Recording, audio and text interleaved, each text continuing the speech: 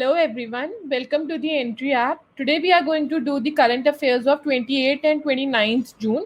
These have been compiled by me, Bhavna, from different important news sources such as the Indian Express, the Hindu, PIB and all the other important news sources. While compiling these current affairs, I have kept in mind all the important competitive examinations. So let's have a look at today's current affairs. So here's an overview of today's session. We'll be starting with all the important national news and COVID-19 related news. It will be followed by the important states news. Then we'll be moving on to the international news, which would be followed by the economy, business and banking. In the last, we are going to cover reports and index, followed by the important days and events. Let's have a look at the important national news and the COVID-19 related news. So our first news of the day is that the Union Ministry of Health and Family Welfare, which is headed by Dr. Harshvardhan, has released an updated clinical management protocol for managing COVID-19 cases. Now, this updated protocol includes the advice to use dexamethasone as an alternative choice to methylprednisolone for managing moderate to severe cases of COVID-19. This change has been made only after considering the latest available evidence and expert consultation. Now, what is dexamethasone? Dexamethasone is actually the first life-saving coronavirus drug, and this was proved after University of Oxford's recovery trial. Now, what is recovery trial? So, recovery trial stands for randomized evaluation of COVID-19 therapy, and this is a trial which was done to test the efficacy of wide range of drugs and therapies for COVID-19, and this was being conducted by University of Oxford. So dexamethasone, which is actually a corticosteroid drug, and it is used in wide range of conditions because of its anti-inflammatory and immunosuppressant effects, has been found to be pretty effective. It has come out to be a life-saving drug for coronavirus-induced COVID-19 disease. The researchers could see significant reduction in mortality, that is the death rate, in those patients who required oxygen or ventilation. It is a cheap drug, and it has been found that dexamethasone reduced deaths by 1/3 in ventilated patients and by 1/5 in other patients receiving oxygen only. The recovery trial was a large-scale trial in which involved approximately 12,000 people, and the trial for dexamethasone was done on approximately 2,000 patients. The important questions from this news could be, the first very important question is, who is the Union Minister of Health and Family Welfare? The second would be, which of the following university had conducted a trial for dexamethasone? The third could be, dexamethasone is being prescribed as an alternative choice to which of the following drugs? And expand recovery. They can ask you the full form of recovery, or what does R stand for in recovery, E stands for in recovery, or something like that. And which of the following universities or institutes were conducting recovery trials? So the next news is, Prime Minister has inaugurated the Atmanirbhar Uttar Pradesh Rozgar Abhiyan. So this scheme has been linked with Garib Kalyan Rozgar Abhiyan, which will provide a double engine growth to Uttar Pradesh. Under this Abhiyan, that is the Atmanirbhar Uttar Pradesh Rozgar Abhiyan, various developmental works will be undertaken, such as the Prime Minister Awas Yojana, Prime Minister Sadak Yojana, construction of toilets and expressway, tree plantation, etc. So these would be different kinds of work that would be provided to the migrant workers who have returned to the state, and in turn providing them employment opportunities. This will not only lead to the development of infrastructure in villages, but will also play an important role in the comprehensive development of rural India. Now, what is Garib Kalyan Rozgar Abhiyan? So, Garib Kalyan Rozgar Abhiyan was launched by PM Modi on 20th June 2020. So, this scheme was launched in 6 states with an aim to boost livelihood opportunities for the migrant workers who have returned to their home states. So, Uttar Pradesh was also one of those 6 states. Now, this Pradhan Mantri Rozgar Abhiyan involves implementation of 25 different types of skills or activities which will help the workers to find employment. And there are 12 government departments which would work in cohesion to provide to work for these migrant workers under this scheme. The important question that can be formed from this news is, who among the following launched the Atmanirbhar Uttar Pradesh Rozgar Yojana? When did Prime Minister Narendra Modi launch Garib Kalyan Rozgar Abhiyan? In how many states have Garib Kalyan Rozgar Abhiyan been launched? How many skills or activities would be covered under the Garib Kalyan Rozgar Abhiyan? The next news says that government has granted emergency funds to the armed forces amid India-China face-off. So India and China had a face-off at the Galwan Valley in Ladakh, and the government has granted emergency funds up to rupees 500 crores per procurement project to the three armed services to buy ammunition and weapons in view of escalating border standoff with China. The special financial powers have been given to the armed force to procure weapons and military hardware at short notice to enhance their operational preparedness along the line of actual control. Now, what is line of actual control? It is actually a loose demarcation line that separates India and China. So the government has also decided to relax certain rules to reduce delay in military purchasing, such as allowing three armed services to procure required weapons and equipment from a single vendor. The Union Defense Minister of India is Mr. Rajnath Singh. The Chief of Army Staff is General Manoj Mukund Narwane. Chief of Air Force Staff is Rakesh Kumar Bhadodia. And the Chief of Naval Staff is Sunil Lanba. And the first Chief of Defense Staff of India is Bipin Rawat. The important questions from this news could be: how much amount of funds have been granted to the three armed services to buy ammunition and weapons in view of escalating border standoff with China? Who is the Union Defense Minister? Who is the Chief of Army Staff? Who is India's first Chief of Defense Staff? Who is the Chief of Air Force Staff? And who is the Chief of Naval Staff? Now let's have a look at the important states related news. So very important news: Karnataka has become the first state to amend the Act for Small, Medium and Large Scale Industries. So it has amended the long pending industrial reform, the Karnataka Industries Facilitation Act 2002, in order to attract investment in the state. Under the amended act, the small, medium and large scale industries can commence manufacturing without waiting for any statutory clearances for the first 3 years. These permissions include getting approval from multiple state laws, including building plan approval and trade license. And measures like this would save a lot of time and cost for the industries. The important and direct question from this news could be: which is the first state in India to amend the Act for Small, Medium and Large Scale Industries? So the next news is also related to MSME. So MSME stands for micro, small and medium enterprises. In the comment section, I would want to know that we've done this also. When is the International Day of MSME celebrated? So Gujarat government has launched that At One Click program, which is an online cash aid initiative for MSMEs, approximately 13 MSMEs in Gujarat. It is an online aid initiative for which Gujarat government has committed rupees 1369 crore of financial aid for MSMEs and bigger industrial units. So this scheme was launched by transferring rupees 768 crore directly into the bank account of 12,247 MSMEs. The important questions from this news could be: which of the following Indian states have launched At One Click program? Or what is the name of the program launched by Gujarat government for MSMEs? Or what is the target audience for At One Click program of Gujarat government? Now this is also very important news: serological surveys to begin in Delhi. With the rising number of COVID-19 cases, actually the escalating number of COVID-19 cases at such a rapid speed, so serological test or serosurveillance would be a part of the new COVID-19 response plan, which has been prepared by the central government for Delhi.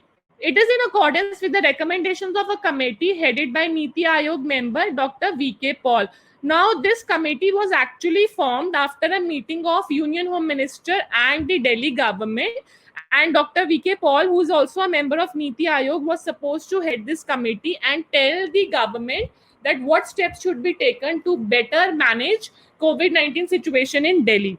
Now, this serological survey has come as an outcome of this committee's recommendation only. So this survey would be conducted by National Center for Disease Control, which functions under the Union Health Ministry and the Delhi government. Both of them would jointly conduct the survey, and this will focus on: now, what is a serological survey? So serological survey or a serological test is basically a diagnostic test which is used to identify particular antibodies which are created in the immune system when someone is infected with the virus, and these antibody based blood tests helps to find out residents past exposure to the SARS-CoV-2 virus which causes COVID-19.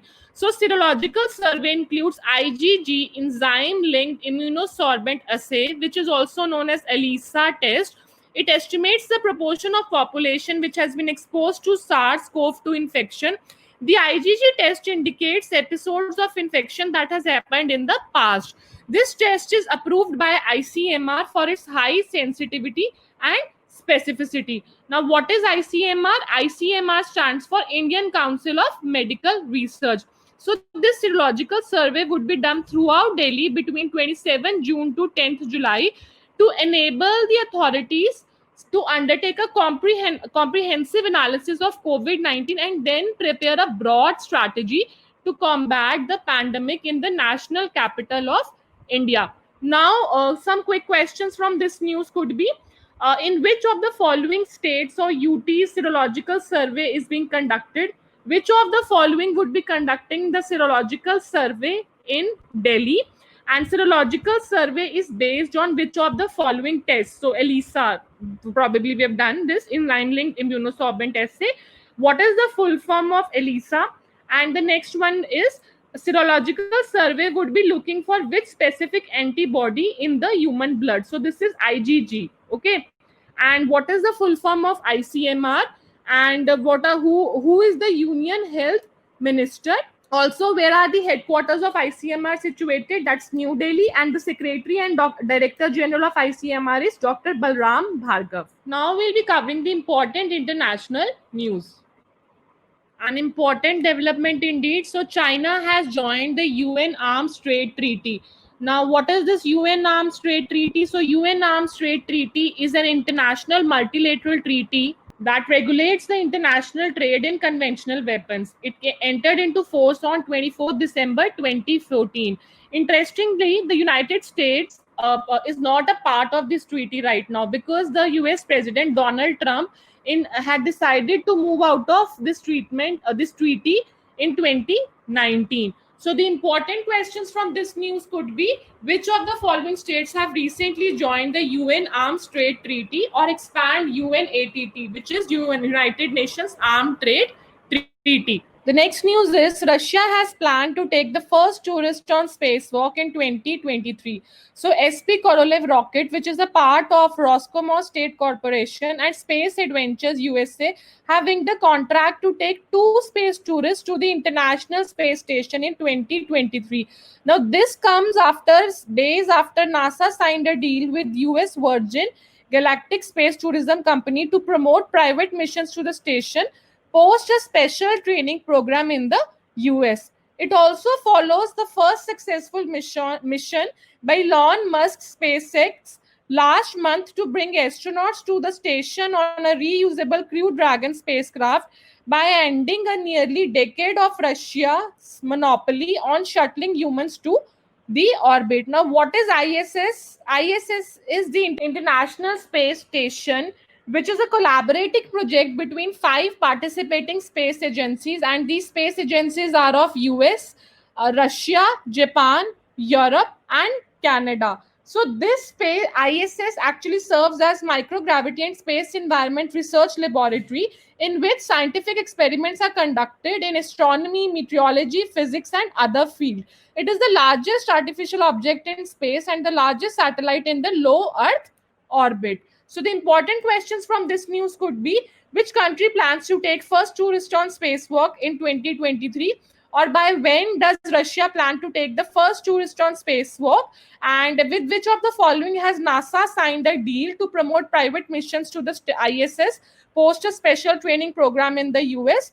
Also, this is actually a very, very important question. Which of the following is the first private company to get astronauts to the station on a reusable Crew Dragon? The next news is Iran to set up a permanent base in Indian Ocean. So Iran's Islamic Revolution Guards Corps, IRGC, has announced that it plans to set up a permanent base in the Indian Ocean in order to expand its presence in the international waters. So accordingly, IRGC is planning to create a permanent base in the Indian Ocean by the end of March 2021. Now, this announcement was made by Ali Riza Tangsiri, who is also the Navy commander of the Islamic Revolutionary Guard Corps. The move on setting up a permanent base in Indian Ocean is as per the instructions by Supreme Leader of Iran, Ayatollah Ali Khamenei. The important questions from this news could be: where does Iran plan to set up a permanent base, or which of the following countries has decided to set up a permanent base in Indian Ocean by March 2021? Now, this is actually a very important news. So, China has diverted rivers to encroach 11 strategic areas in Nepal. Now, this has come is something that has come up by a report which has been prepared by Survey Department of Agriculture, Ministry of Nepal. Now, this report suggests that China has encroached places which make up to around 33 hectares of Nepal's land by diverting the flow of rivers which act as a natural boundary. So, a total of 10 hectares has been encroached on in Hamla district, with the Chinese construction works diverting Bagder, Khola and Karnali rivers. 6 hectares of land has been encroached on in Rasuwa district with diversions in Sinjan, Bhurjuk and Jambukhola, and by diverting the flow of Samjung, Kamkhola and Arun rivers in Sank Vusabha district, China has been able to encroach on 9 hectares of Nepal's land. Now, a total of 11 hectares of Nepal's land has already been claimed by China for falling in Tibet, with diversions in Kharene Khola and Bhote Kosi in Sindhu Palchong district. So, to legitimize its annexation, encroachment is illegal occupation of somebody's land. So, to legitimize its annexation, China has allegedly removed boundary pillars around Rui village situated in the northern Gorkha district. This village is said to have around 72 houses. Now, India is also reportedly evaluating strategic implications of China occupying parts of Nepal's territory. Now, the important questions from this news could be: which country has encroached approximately 33 hectares of Nepal's land? China has allegedly removed boundary pillars around which of the following village to legitimize its annexation in Nepal? Approximately how many hectares of land of Nepal has been encroached by China? Now we'll be doing the important economy, banking and business sector related news. Now, this is a very, very important move and actually a welcome move by Hindustan Unilever, which has decided to give away its patented name Fair and Lovely. So, Hindustan Unilever, which is the Indian arm of the global conglomerate Unilever, has decided that it would move towards a more inclusive vision of beauty by dropping the word fair and changing the brand name. It will also remove the words fair or fairness, white or whitening, and light or lightning from its products, pack, and communication. This move comes in wake of Black Lives Matter movement and protests in the US after the death of George Floyd, which has compelled companies globally to reassess their business and marketing strategies for racism, colorism, and discrimination. So, the important and direct question from this news would be: which of the following companies has decided to change the name of its one of very famous patented cream? The next news is that TRAI, which is the Telecom Regulatory Authority of India, has launched a channel selector app which will facilitate subscribers to view their TV subscription and modify the same. So this app facilitates subscribers to check their own subscription, view all channels and bouquets provided by their DTH cable operators. TV subscribers can choose only channels of interest and remove unwanted channels.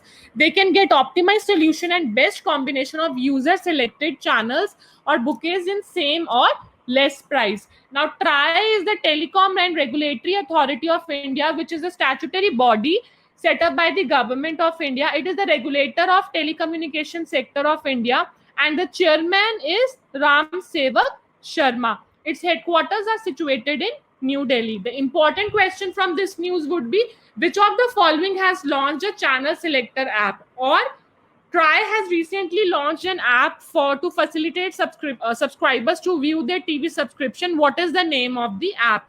Or what is the full form of TRAI? Or who is the chairman of TRAI? The next news is about a working group that has been formed by IRDAI, which is the Insurance Regulatory and Development Authority of India, and this working group has been formed to look into drone insurance. Now, this group consists of members from the IRDI as well as public and private sector insurance and reinsurance companies.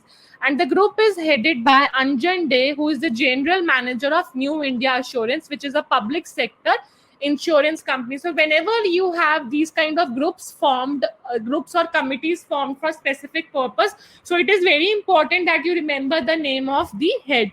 And also remember that HDFC Ergo had tied up with Tropogo to offer India's first drone insurance. Now, drones are also known as UAV, which are the unmanned aerial vehicles, and they have actually come a lot in news and use because of the COVID-19 pandemic and social distancing, where people are not allowed, but drones can be used for the same purpose.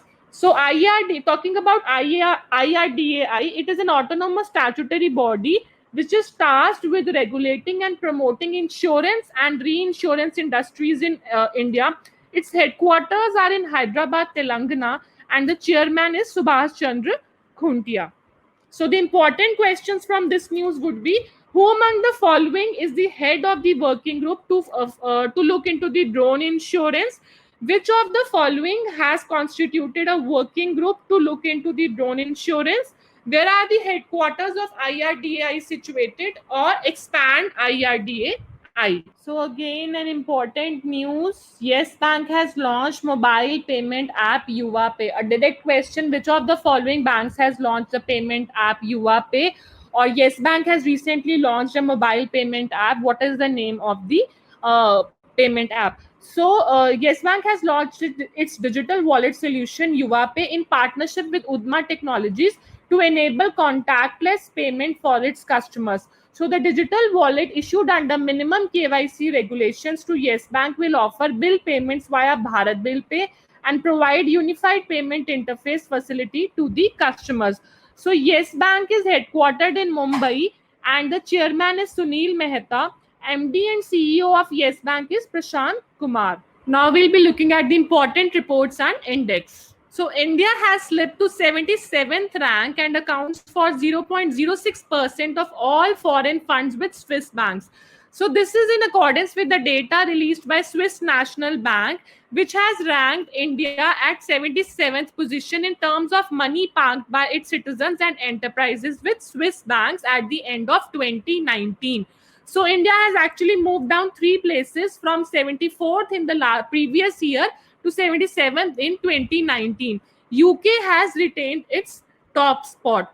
India remains ranked very low when it comes to money parked by Indian individuals and enterprises in Swiss banks, including through their India-based branches, accounting for just 0.06% of aggregate funds parked by all foreign clients of Switzerland-based banks.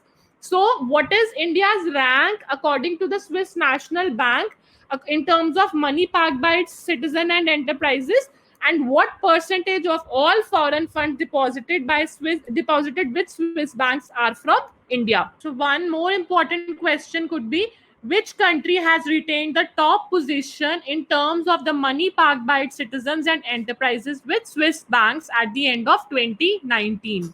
Also, this data is for the total liabilities of Swiss bank towards Indian clients, and it takes into account all the types of funds of Indian customers at Swiss banks, which includes deposits from individuals, banks, and enterprises. This also includes data for branches of Swiss banks in India, as well as non-deposit liabilities. Now, these are official figures reported by banks to the SNB and do not indicate quantum of the much debated alleged black money held by Indians in Switzerland.